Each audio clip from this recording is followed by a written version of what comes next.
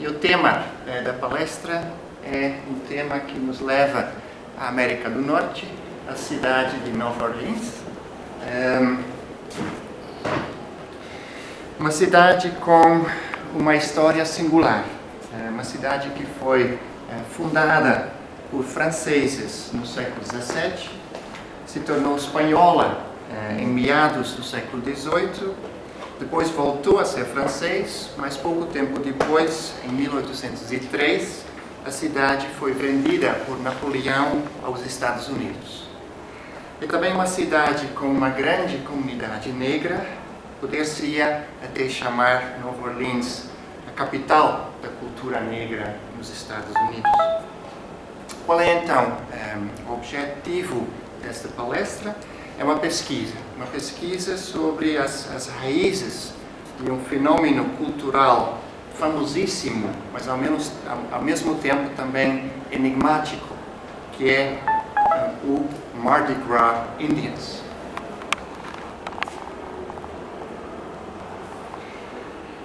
Se trata de uma tradição que está ligada ao carnaval. O carnaval de Nova Orleans, que é chamado Mardi Gras. Mais precisamente, se trata de uma tradição ligada ao dia mais importante do carnaval, que é a Terça-feira Gorda. Na Terça-feira Gorda, você vê na cidade de Nova Orleans membros da comunidade negra que se vestem como índio. Se vestem como índio com uma espécie de chapéu coberta de penas e pedras brilhantes. Cada grupo de índios negros se chama de gang, portanto tem vários gangs andando pela cidade. Esses gangs têm uma hierarquia muito estrita. Cada gang tem o seu líder, que é chamado rei ou Big Chief. Depois, cada gang também tem o seu porta-bandeiras, que é uma posição muito importante de cada gang, porta-bandeiras ou flag boy. Cada gang também tem o seu homem selvagem ou wild man. E depois tem também outra posição muito de destaque em cada gang, que é o papel do espião. Esse spy boy é sempre a pessoa que lida o gang, que caminha pela cidade, e o spy boy avisa se vê outro gang se aproximando. Quando dois gangs se encontram, há uma espécie de luta fingida. Uma luta fingida com dança e música, uma espécie de dança guerreira, se você quiser. É uma dança marcial que, curiosamente, acaba com um dos grupos se curvando pelo outro, pelo grupo vencedor dessa batalha. O que é curioso também é que essa tradição dos Mardi Gras Indians tem um elemento cristão. Um elemento cristão, você vê, por exemplo, vários sinais cristãos nos membros. O caso que eu trago aqui é uma menina com uma cruz na testa. Nós sabemos também que é uma tradição que antes do gang partir pela cidade se faz uma oração cristã em conjunto. Também há um papel importante dos acompanhantes. Portanto, você tem o próprio gang e cada gang traz acompanhantes. Esses acompanhantes não estão vestidos, são vestidos normais. Mas tem uma curiosidade, é muito comum entre esses acompanhantes que alguns deles trazem um parasol, uma sombrinha, se diz aqui no Brasil, que é um elemento muito típico. Os acompanhantes também tocam a música. Como você vê, tem os que tocam a música, tem os que andam com a sombrinha. Para além da importância folclórica, os Mardi Gras Indians também têm uma importância musical de grande importância.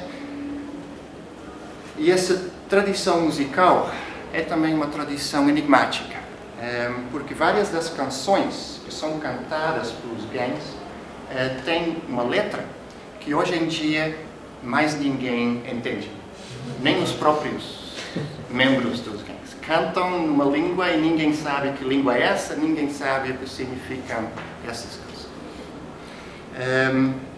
Há quem diga que algumas palavras dessas canções lembram vagamente a língua espanhola, mas isso é muito contestado, duvidado, e mesmo tentando explicar o conteúdo através do espanhol não ajuda muito.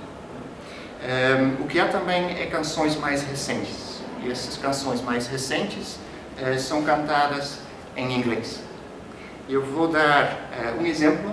O exemplo que eu vou vos dar é uma das canções mais famosas, cantada em inglês, e o título da canção é My Big Chief Got a Golden Crown.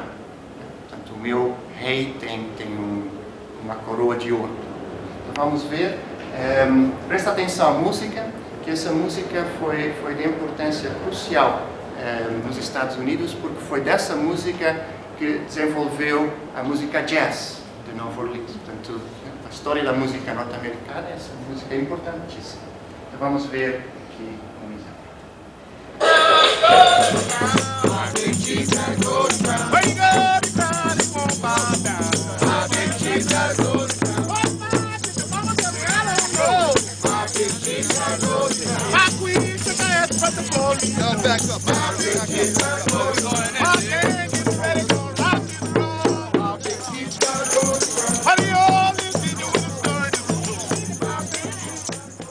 Bom, como então explicar essa tradição?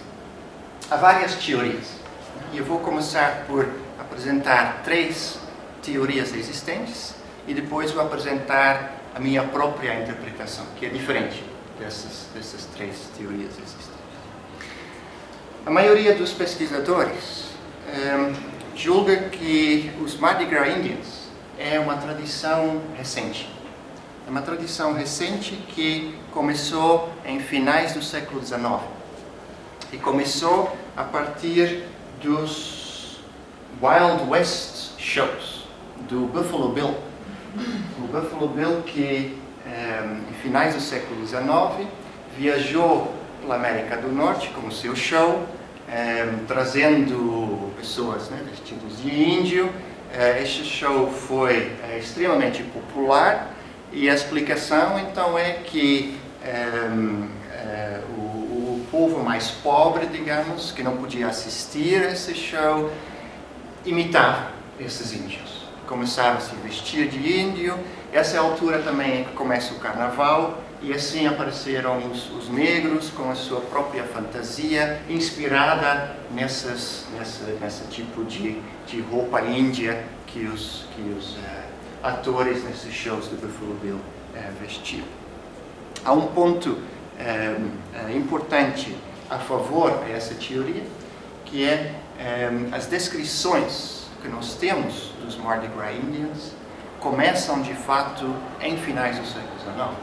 Nós temos algumas referências muito vagas que são anteriores, mas as descrições em que você claramente vê que há negros vestidos de índios começam no século XIX, finais do século XIX. Então, esse é um argumento a favor a essa explicação. Outra teoria diz que a tradição não é recente, né? A tradição é muito antiga. E nessas pessoas que julgam que a tradição é muito antiga, há, digamos, dois vertentes. Alguns acham que essa tradição é uma tradição de origem europeia, que foi levada para Nova Orleans pelos franceses e depois foi adotada pelos negros. Outra diz que é de origem africana. Vamos ver primeiro a tradição europeia. Qual é a teoria? A teoria é que essa tradição de se vestir de índio é algo que está relacionada com a cultura de procissões festivas na Europa, procissões festivas que se iniciaram na Idade Média, como, por exemplo, no dia de Corpus Christi, onde havia essas procissões. E nessas procissões, como Corpus Christi, você via gigantes, você via dragões, você via diabos, e você via também uma personagem muito típica dessas procissões, que era o homem selvagem. Algumas cidades na Europa preservaram até hoje essa personagem do homem selvagem. Eu vou mostrar um exemplo de uma cidadezinha na Bélgica, onde você anualmente ainda vê esse homem selvagem participando nas procissões.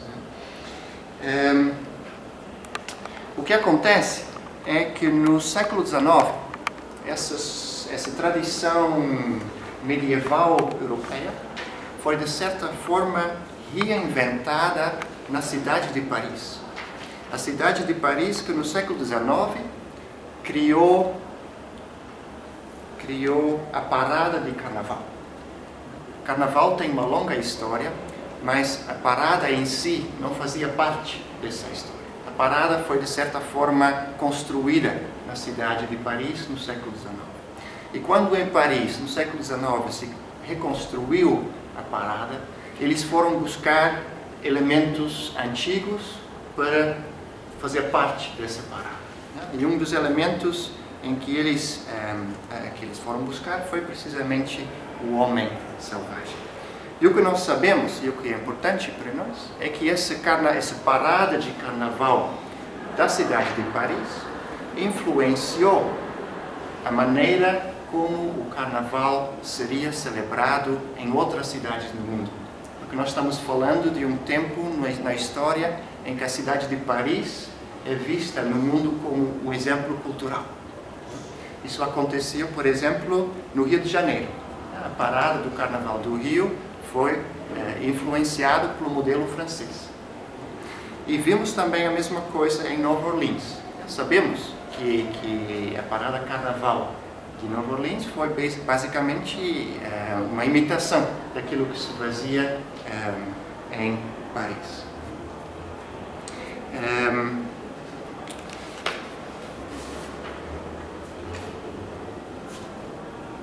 Eu tenho aqui um desenho dessa parada que se fazia na cidade de Paris no dia do Carnaval.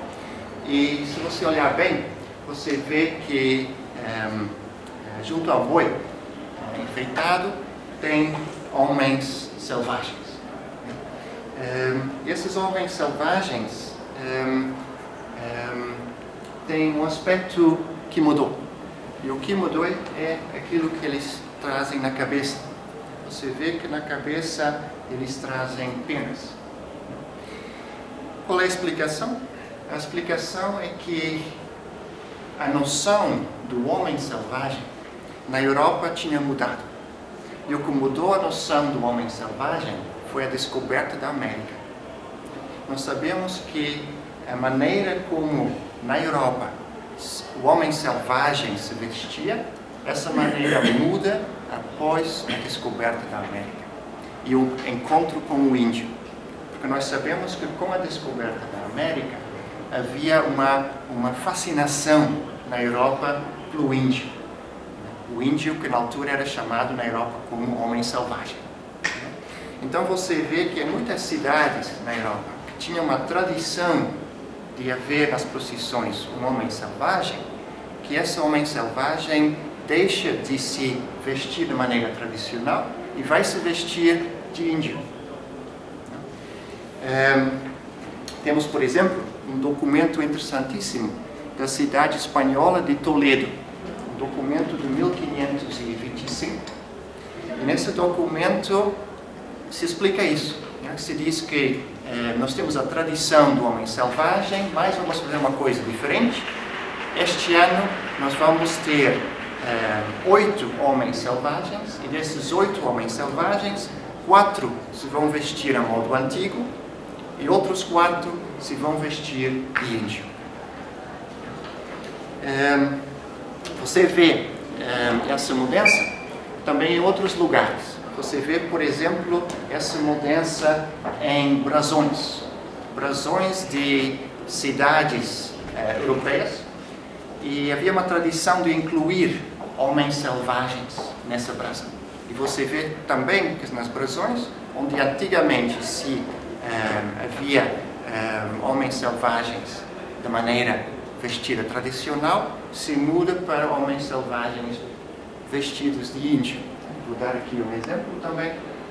Em cima você vê o brasão com um homem selvagem tradicional, embaixo agora você vê o índio. Bom, qual é então a explicação? A explicação é: Nova Orleans copia a parada do Carnaval de Paris. Nova Orleans também quer ter homens selvagens na sua parada, mas não são mais os homens selvagens de antigamente, da Idade Média, são homens selvagens agora que se vestem de índio.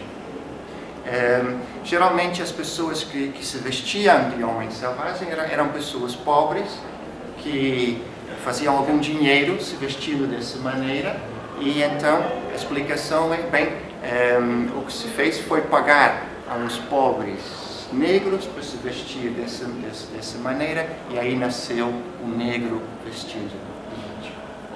Essa é uma explicação. Outra explicação nos leva à África.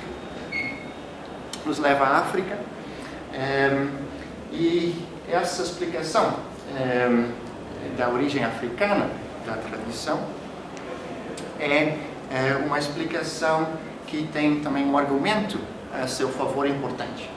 Qual é esse argumento? Esse argumento é que os Mardi Gras Indians fazem parte do carnaval da cidade de Nova Orleans, mas eles atuam de forma independente.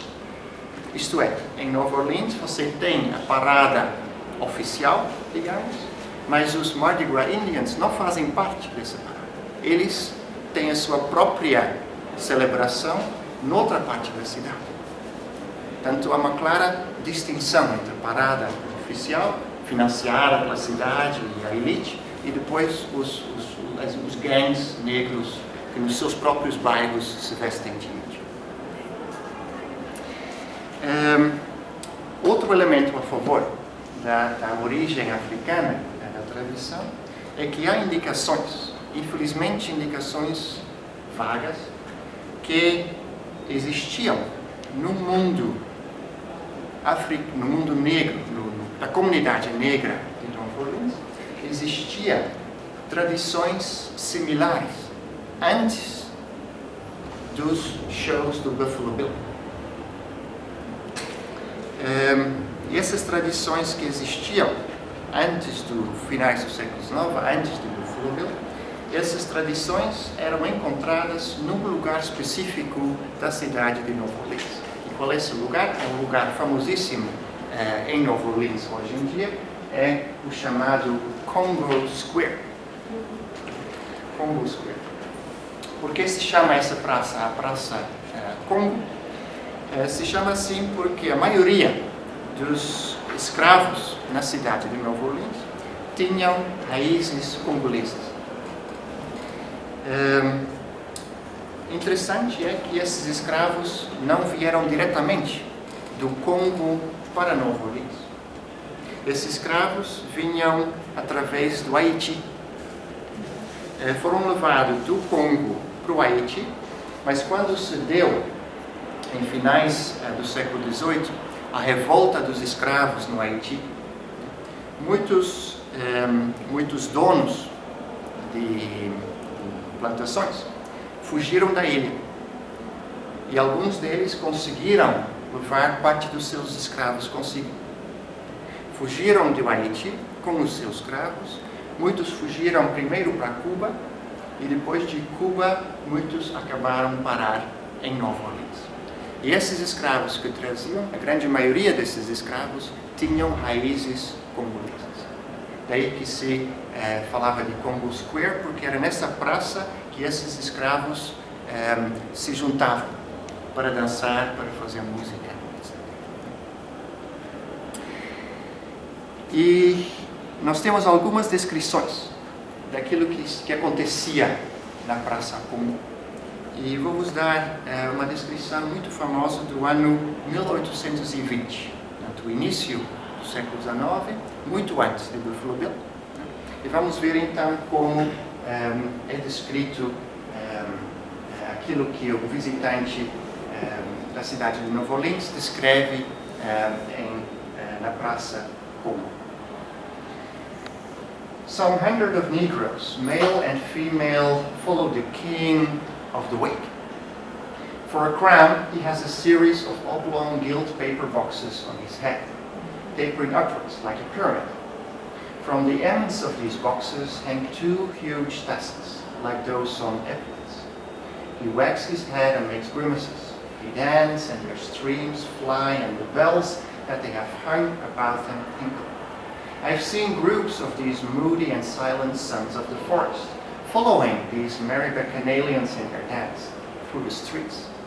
Portanto, aquilo que nós vemos aqui é que esses grupos de negros dançando na Praça Congo tinham aparentemente um rei.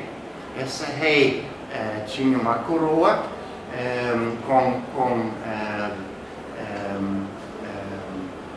com fitas, com campainhas no corpo.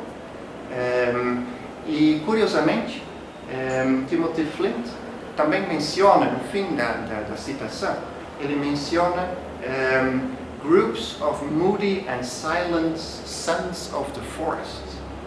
Sons of the forest, portanto, filhos da floresta.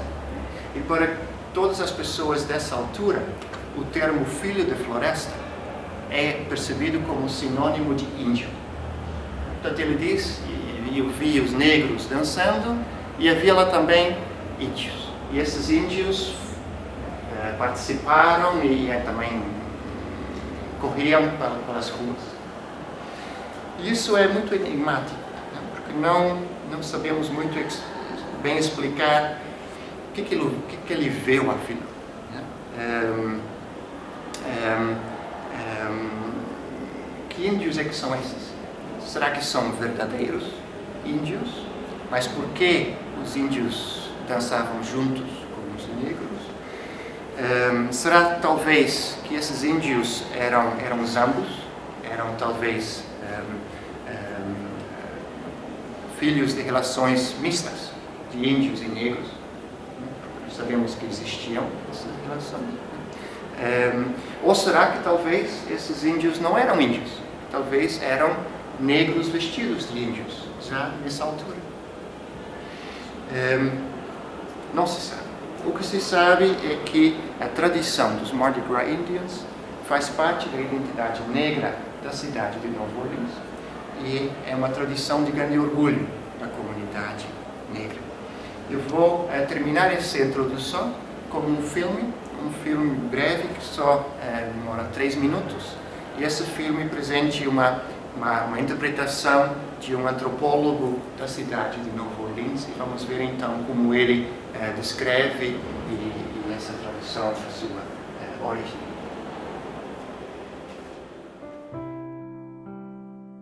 There's not much good that one can say about finding yourself in oppressive circumstances, but one thing that can be said about it historically is that it sometimes, not always, but it sometimes does create the context for an incredible creativity and an incredible cultural response to the circumstances that one finds oneself in.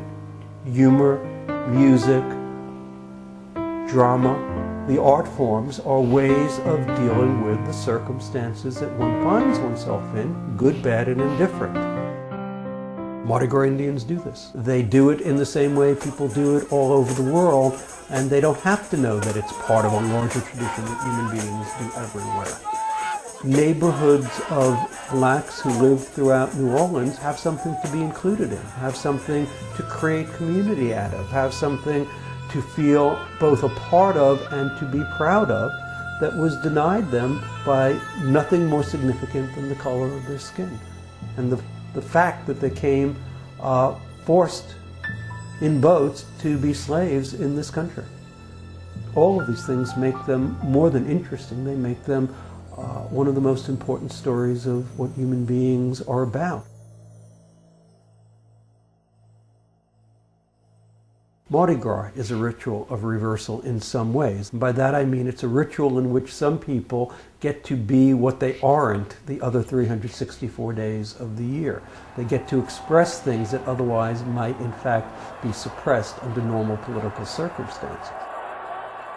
The celebrations and the rituals that have developed into the Mardi Gras Indian tradition are in fact an alternative to participation in white Mardi Gras.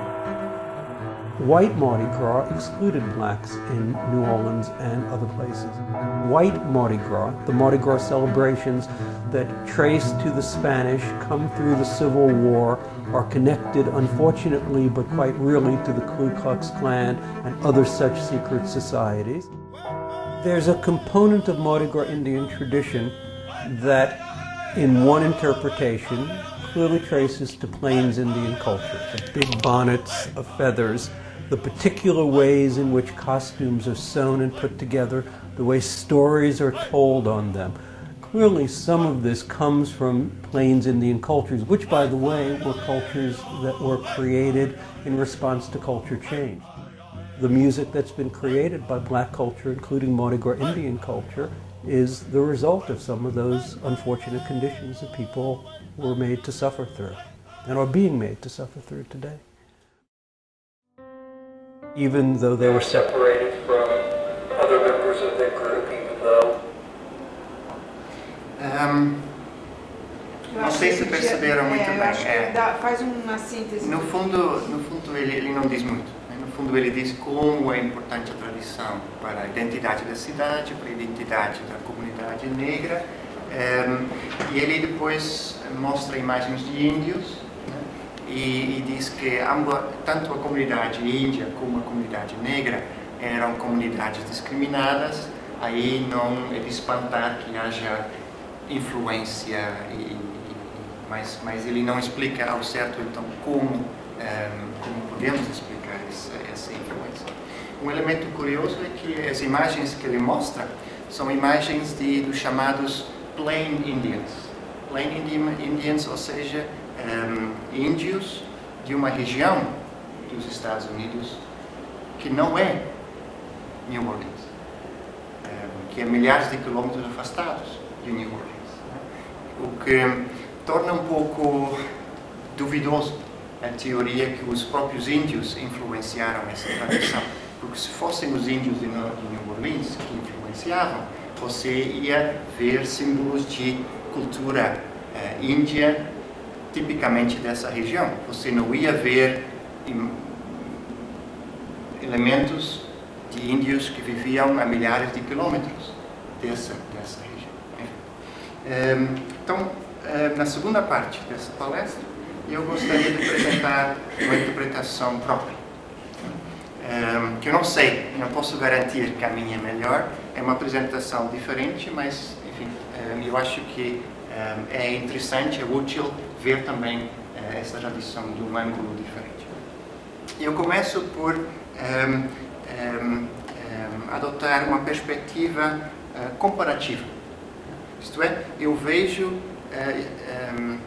outras tradições nas Américas onde você vê elementos parecidos. Eu começo pela ilha do Cuba, porque nós temos na ilha do Cuba descrições de visitantes estrangeiros que viam na ilha do Cuba algo muito parecido. Viam na ilha do Cuba também negros que se vestiam de índio. Temos aqui um exemplo, Leon Bouvalet descreve uma viagem pela Cuba e diz: some blacks in this King Parade had transformed themselves into South American savages, redskins or Apaches. Portanto, ele fala sobre uma parada de negros com um rei, e alguns desses negros que participavam nessa parada se tinham vestido como índios. na ilha do Cuba. Vou dar outro exemplo, um exemplo da ilha do Trinidad, no Caribe.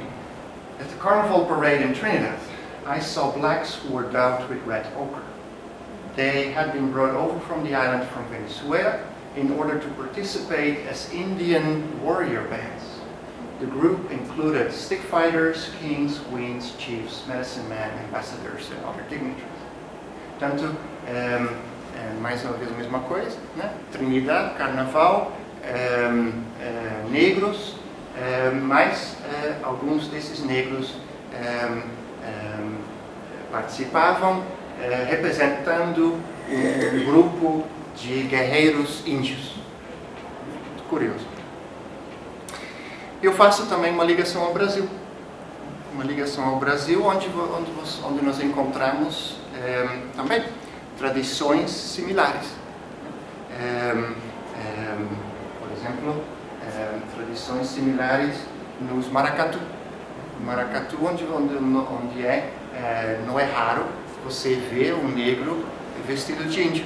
Nós temos aqui um exemplo, você vê ali do lado direito um negro com as penas do índio, com flecha e arco e flecha, tanto vestido de índio. Nós vemos também nos chamados caboclinhos, caboclinhos negros com penas e um tipo de ornamento que poder-se interpretar como sendo um ornamento índio. Eu vou dar um exemplo também por uma breve secção de um vídeo, também de caboclinhos, em que você vê caboclinhos com penas, mas também com outro elemento que nós acabamos de referir no caso do Nova Orleans, que é o elemento dos sinos. Lembra que havia essa descrição que em Nova Orleans havia o rei e também vestia de sinos. Então nós temos em Pernambuco, no interior de Pernambuco, um fenômeno chamado de caboclos de lança. E os caboclos de lança têm esse uso do sino. Então vamos ver um trecho que é um pouco barulhento. Não se assustem porque os sinos que eles usam são bem grandes e fazem muito barulho.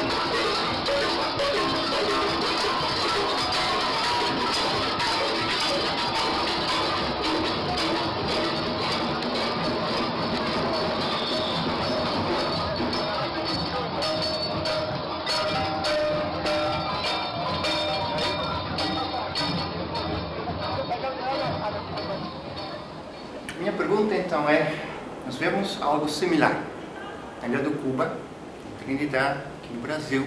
Será que é coincidência? Ou talvez não. Se não for coincidência, como explicar? Como explicar que temos em vários lugares nas Américas negros que se vestem de índio? Uma característica que as descrições que eu apresentei até agora têm em comum é a presença de um rei. Nós vimos isso no caso de Nova Orleans, vimos isso no caso do Trinidad, vimos isso no caso do Cuba, E, de facto, no caso de Nova Orleans, temos várias referências à presença de um rei.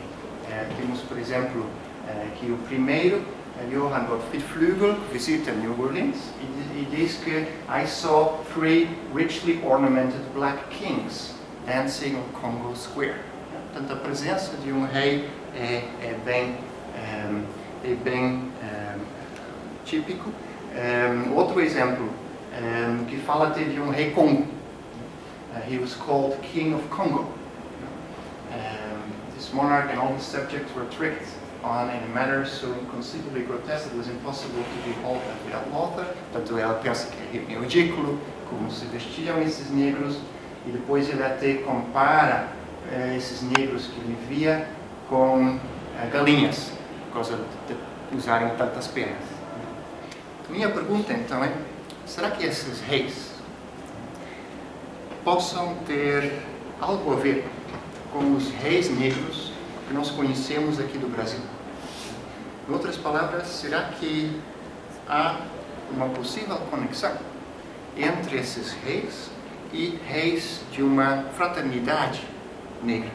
Porque nós sabemos, pela obra da Marina, que as fraternidades negras tinham um rei e que esse rei tinha um papel fundamental nas celebrações negras que se desenvolveram no âmbito dessa cultura de fraternidades católicas negras. Então, será que esse rei talvez seja um rei que tenha uma ligação, um papel similar ao rei que a professora Marina explica na sua pesquisa? E será então que esses gangues que existem em Nova Orleans, será que esses gangues têm uma história similar? Será que esses gangues talvez funcionavam no passado como uma espécie de fraternidade? E o curioso é que vários pesquisadores modernos, atuais, confirmaram que esses gangues, até hoje, na cidade de Nova Orleans, funcionam como uma espécie de fraternidade. Então, deixe-me comprovar isso. Basically, the black Indian gangs are essentially a type of fraternal organizations. Portanto, a maneira como esses gangues são organizados é como se fosse uma fraternidade.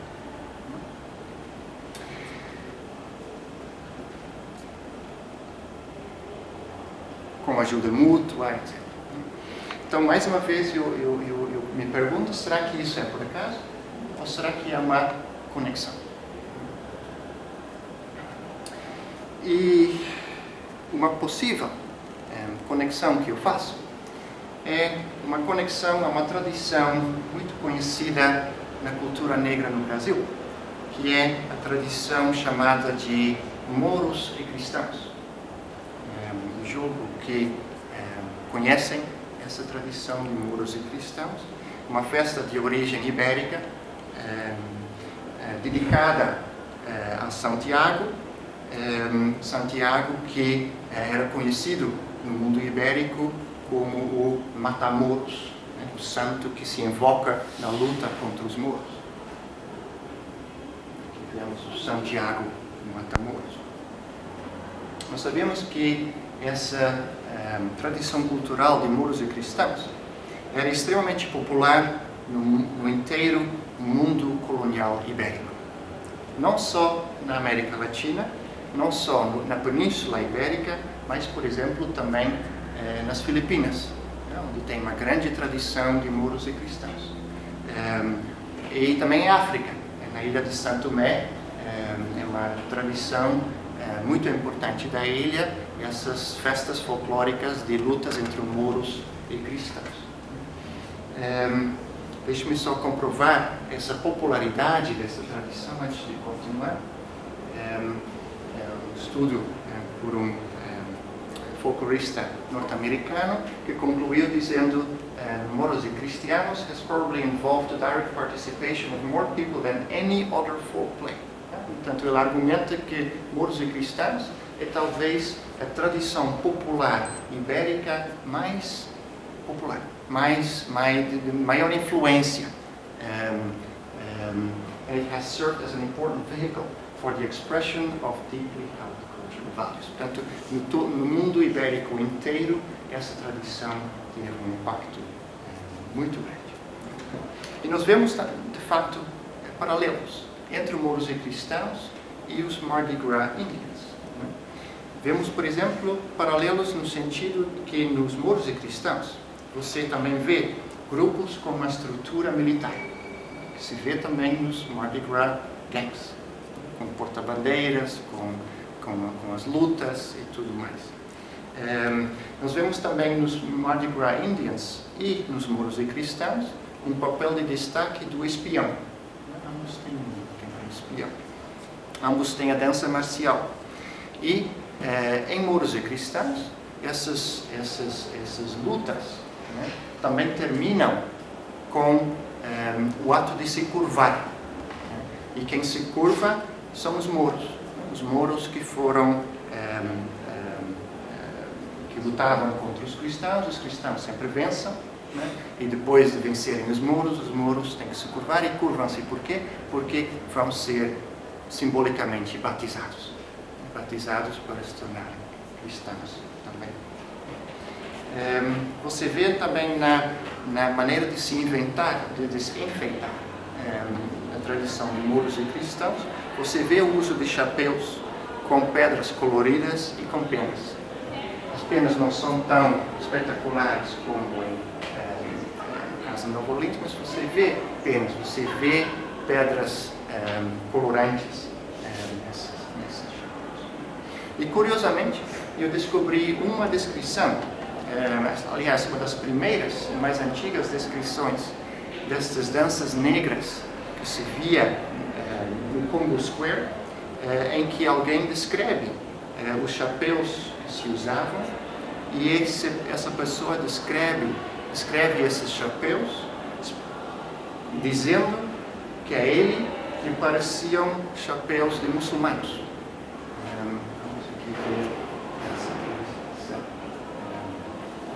Ele diz que male dancers on Congo Square clothed themselves in Oriental and Indian dress. Portanto, ele diz que a maneira de se vestiam não era só de índio, mas era também oriental. Dressed with a Turkish turban. Então, ele pensa na Turquia como, para descrever a maneira como se vestia.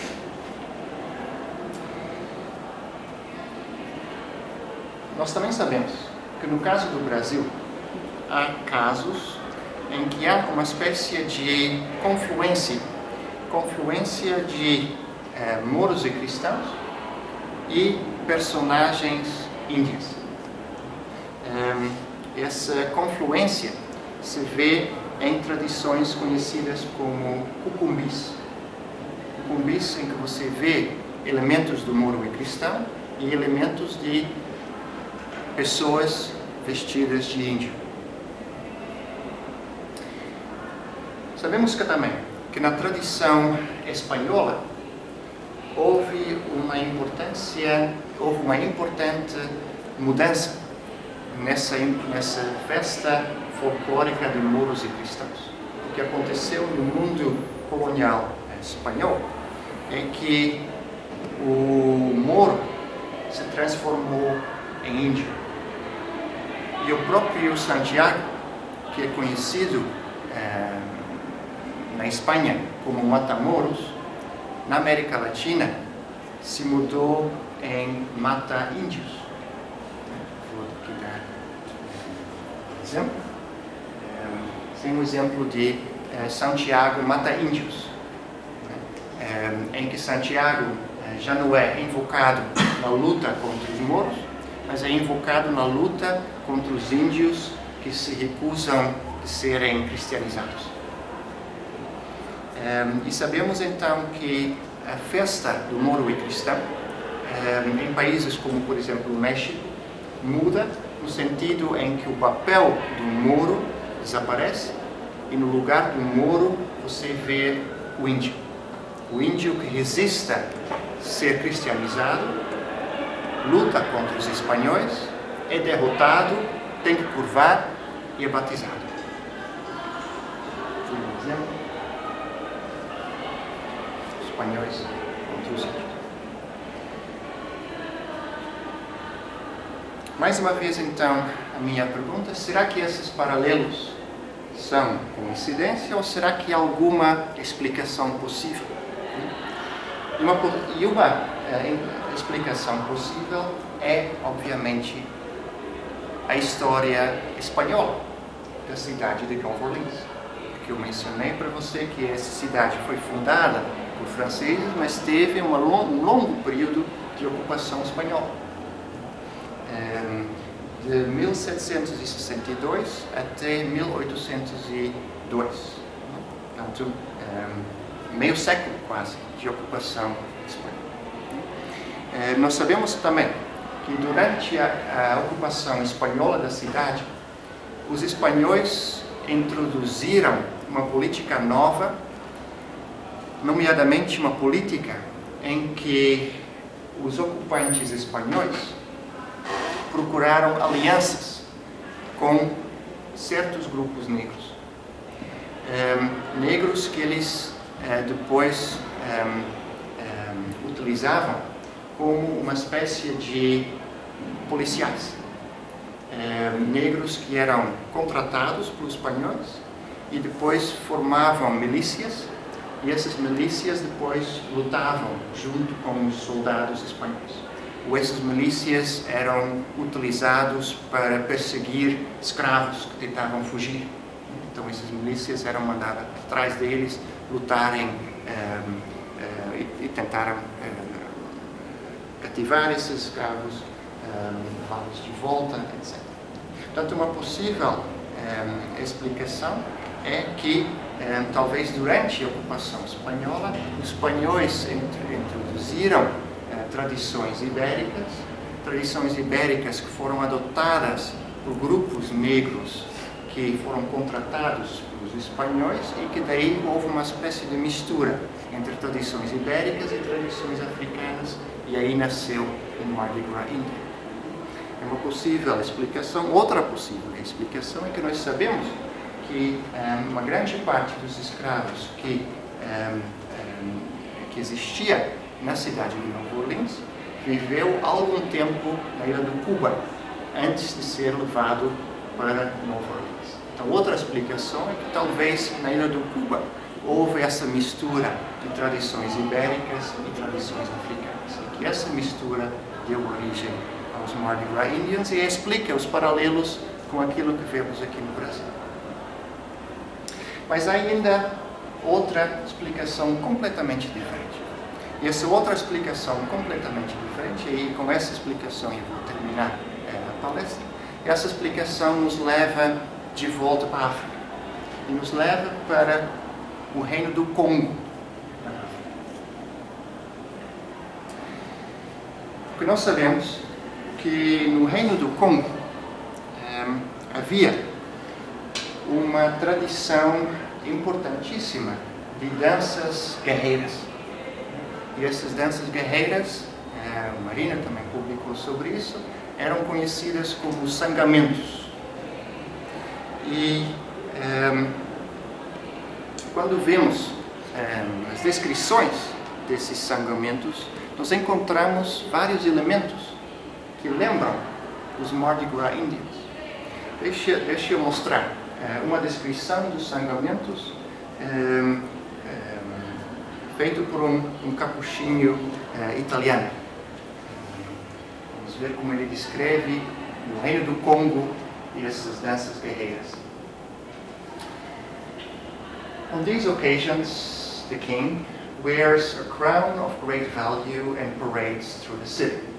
The nobles are also wearing their richest clothes, and even the soldiers do too, with the exceptions of those with a naked upper body, which helps them to remain agile with the sword and with the bow and arrow. Tanto ele descreve que é um rei, que é uma parada,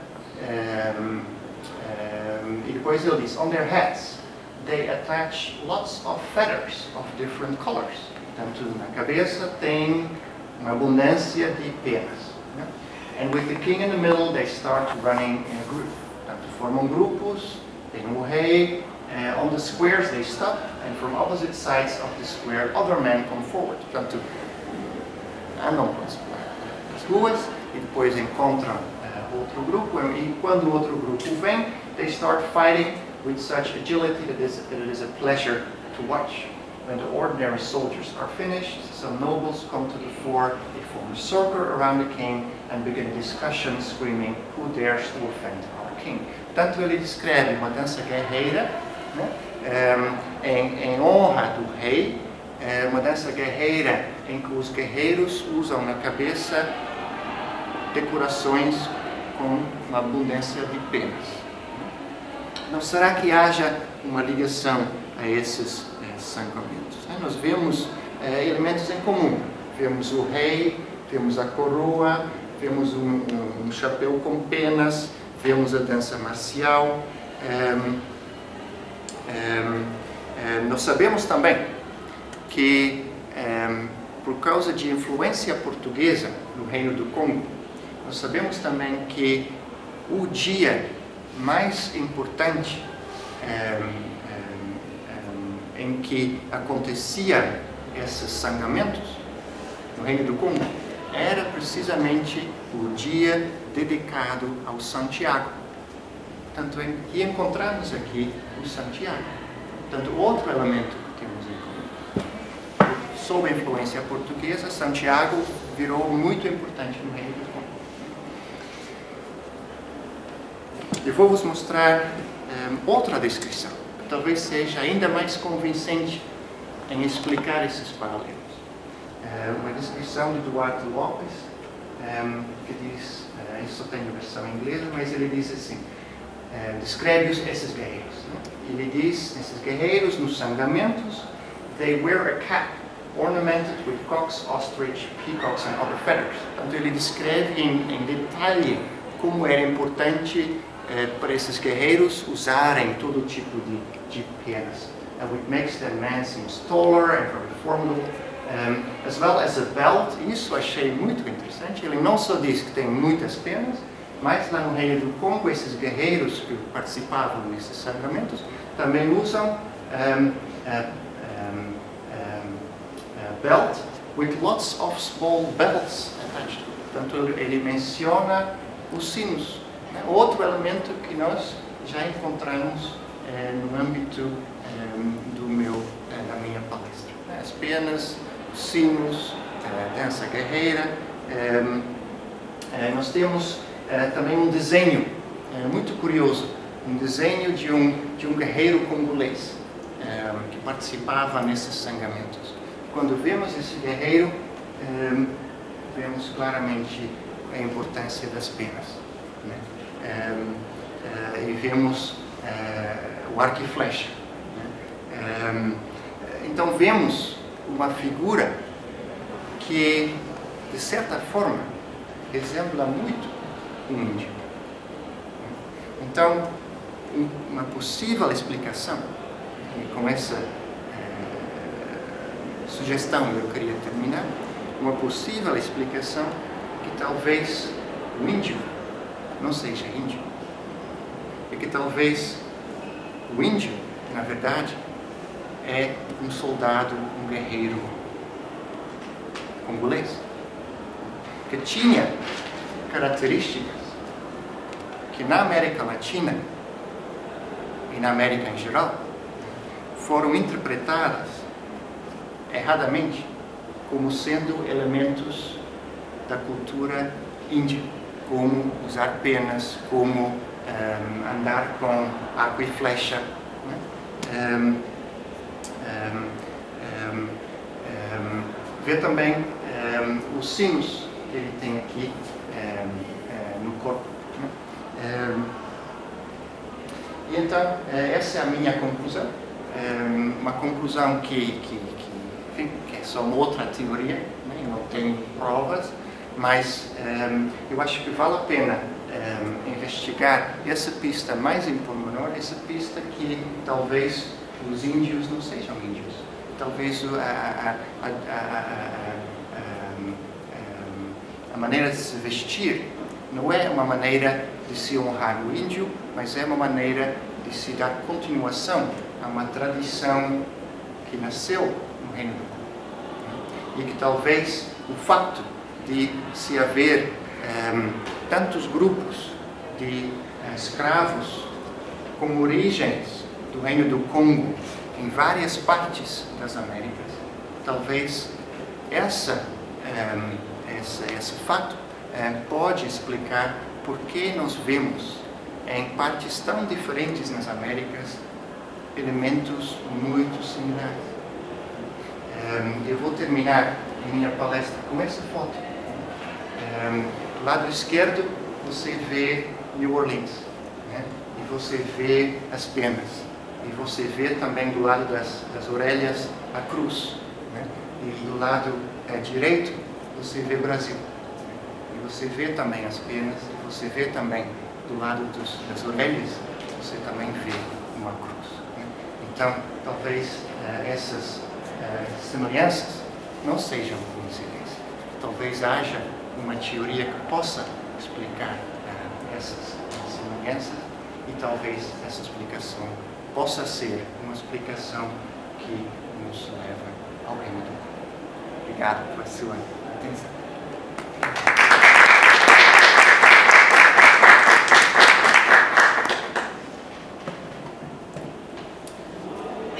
Bom,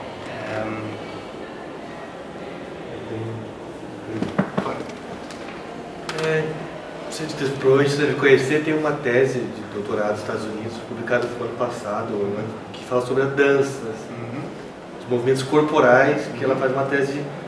E eu queria saber se você já levou em consideração, nós temos descrição histórica de como eram as danças dos reis do rei do Congo, desde o 16 até o 20. O Van Wing descreve, o Lamães descreve as danças. E eles têm similaridade na transmissão do gesto, né, da dança. É uma pergunta muito pertinente, é uma pergunta muito útil também, especialmente se você combina os movimentos da dança com a música, com os instrumentos musicais e tudo isso. Minha conclusão, ou a minha impressão, é que o elemento comum mais forte é o elemento guerreiro. Que essas danças, que essa música claramente lembra uma celebração que não é uma celebração de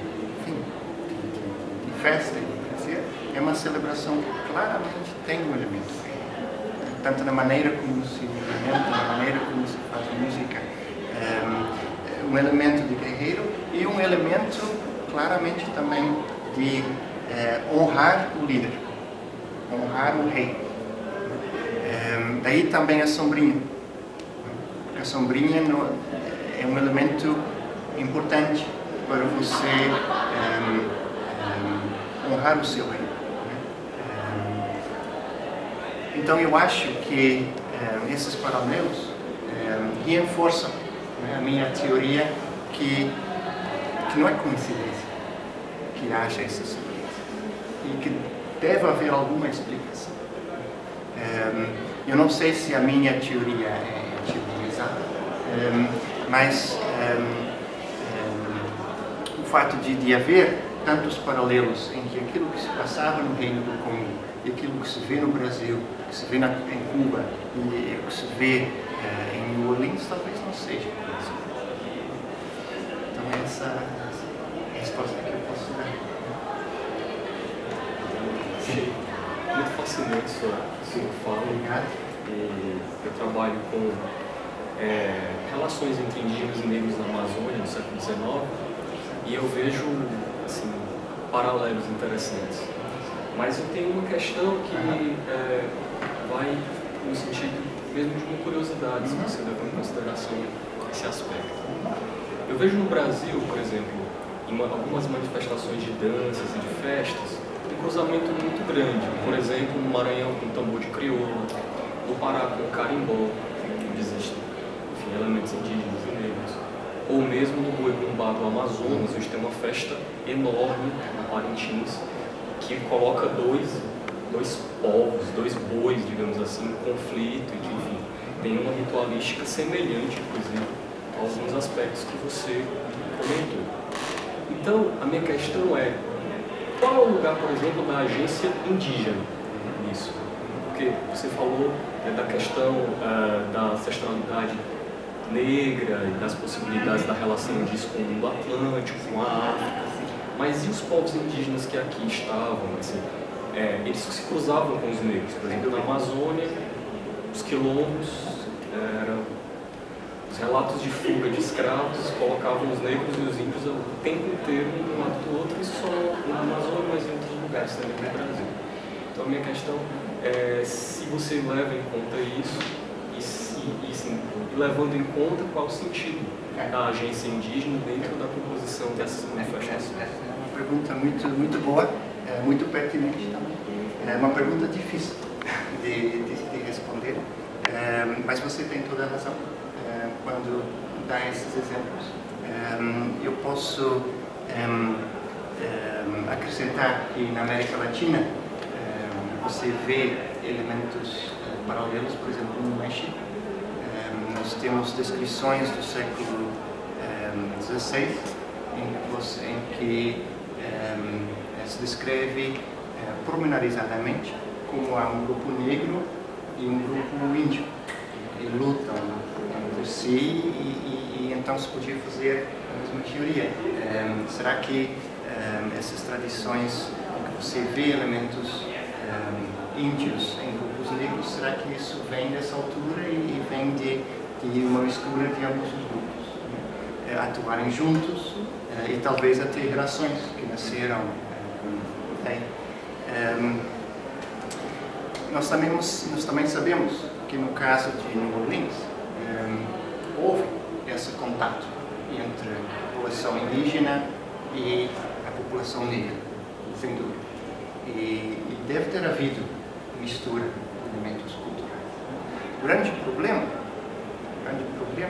é que a cultura indígena dessa região de New Orleans é muito diferente da cultura indígena no Brasil. E mesmo assim nós encontramos esses paralelos. E isso torna difícil explicar esses paralelos. E a explicação que eu encontro é uma explicação que procura, então, outro elemento para explicar os paralelos. E sabendo as diferenças muito grandes entre as populações indígenas do Brasil e da Nova Orleans, a minha conclusão é que os paralelos devem ser de origem diferente. Não indígena, mas africana ou ibérica, essa conclusão. Mas isso não exclui, sem dúvida, que a cultura indígena influenciou a cultura africana no Brasil, na América Latina e talvez também Agora, há atritos e rivalidades entre as gangues ou não? Sim. Quando eles se encontram, Sim, é um sim, momento sim. de tensão, por isso que tem o espia lá. E há quem diga que antigamente se lutava mesmo. Mas não temos descrição sobre isso, mas há quem diga que sim. E há quem diga que o grande momento de tensão é quando as duas bandeiras ficam perto uma da outra. E quando uma bandeira toca a outra, aí é luta. E o engraçado é que eu encontrei exatamente o mesmo em Pernambuco, nos caboclos de Lença. Que a grande tensão é tocar a bandeira do outro, que é assim, a maior ofensa. Você não pertence do grupo e toca na bandeira do outro. Não sei se é coincidência ou não, mas é interessante.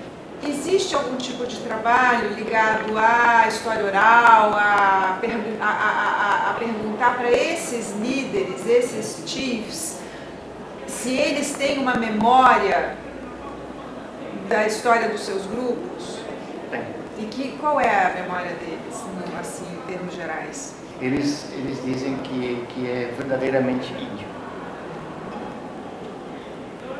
E ficam muito insultados quando alguém diz que não é assim. interpretação deles. E pessoalmente eu tenho as minhas dúvidas.